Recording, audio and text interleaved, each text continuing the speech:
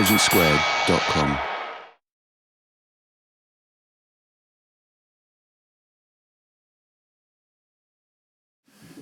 All right, I think I'm going to, in turn, thank Ashley for setting up my argument, because he's spoken about what international system the British has set up. And actually, my argument is not just that Britain's former colonies should stop blaming empire for their ills, that in fact they have, or they're beginning to anyway.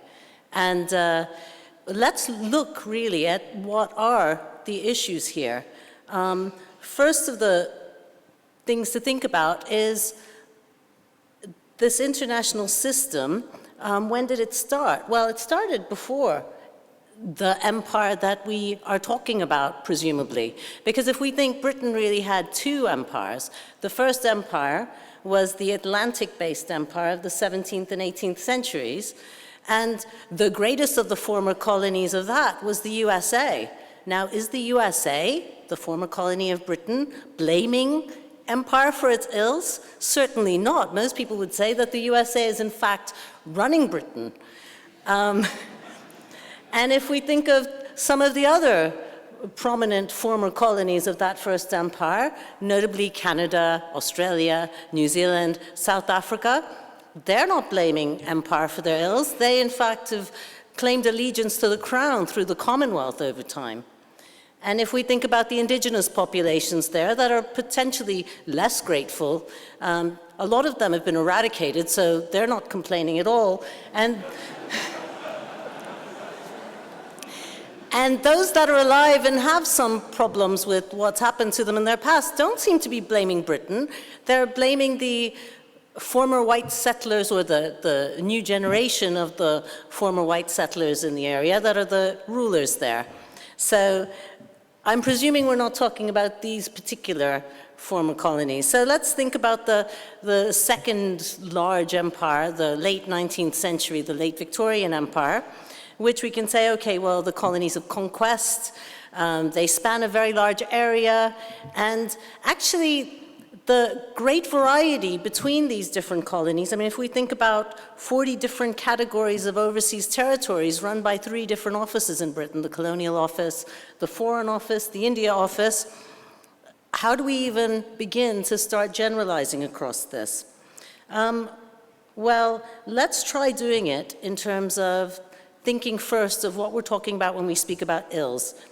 If we think about past ills versus current ills, I'm going to show you how actually the different colonies aren't really blaming Britain anymore. They've got new enemies, and it's tied to the global capitalist system that Britain was more or less an apostle for.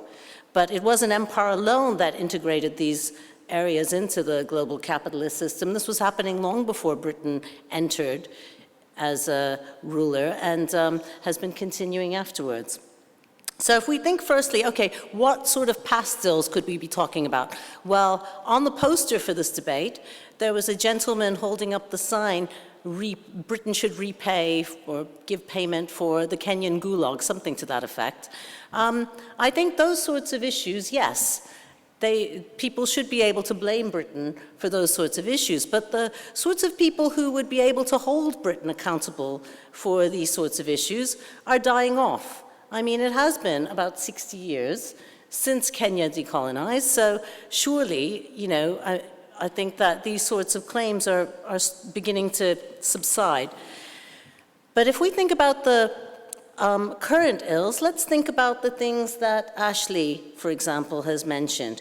He talks about social ethnic tensions, and that certainly we could say these might have been drawn by Britain through their demarcation of territorial boundaries. But if we want to take an example of how this might have worked out, what sorts of social tensions, we can think, okay, well, social tensions were probably exacerbated via political institutions.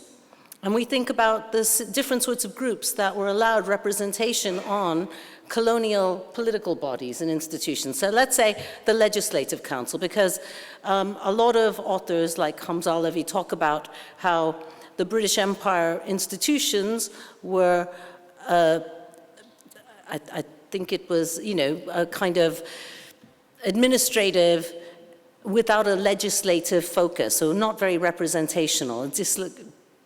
I can't remember the exact phrase, so we'll move on here. But the point is that on the legislative councils, you had representation of groups. So if we look at a place like India, it was religious representation.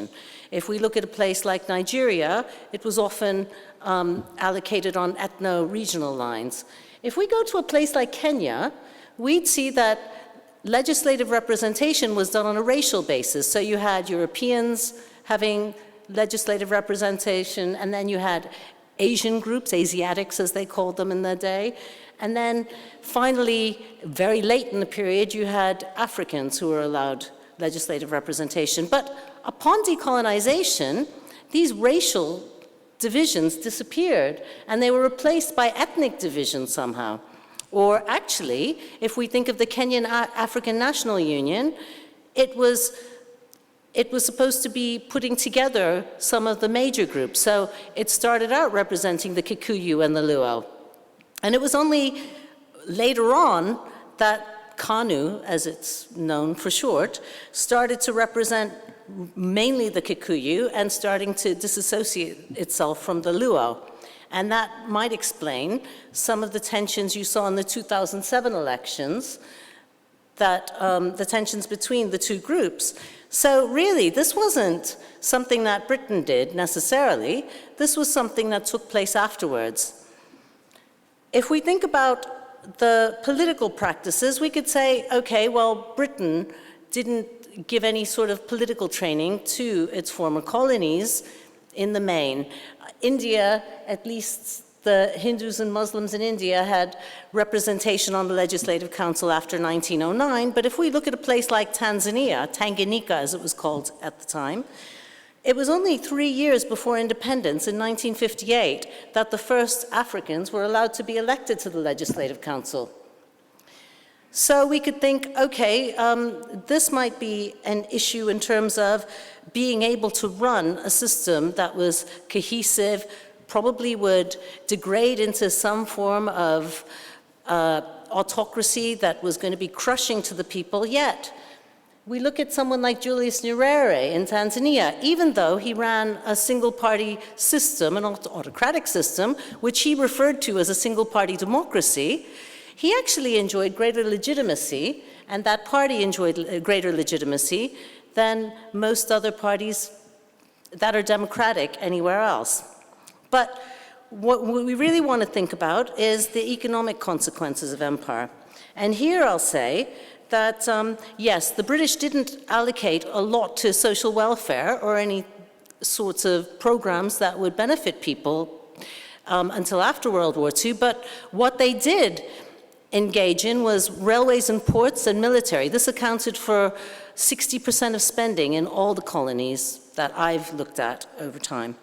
And if we say, okay, well, this is extending the capitalist system, well, okay, we can say that, but would these countries and the regions of the countries that were more modern or less modern have remained that way had the British not been there?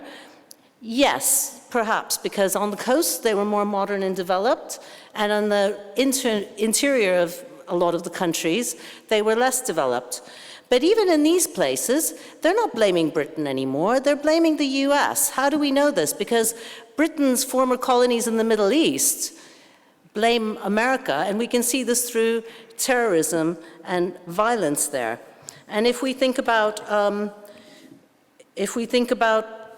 the economic structures where there was resistance to Britain just after empire in terms of self-reliance as the economic model, we've seen now people moving more towards international integration in trade.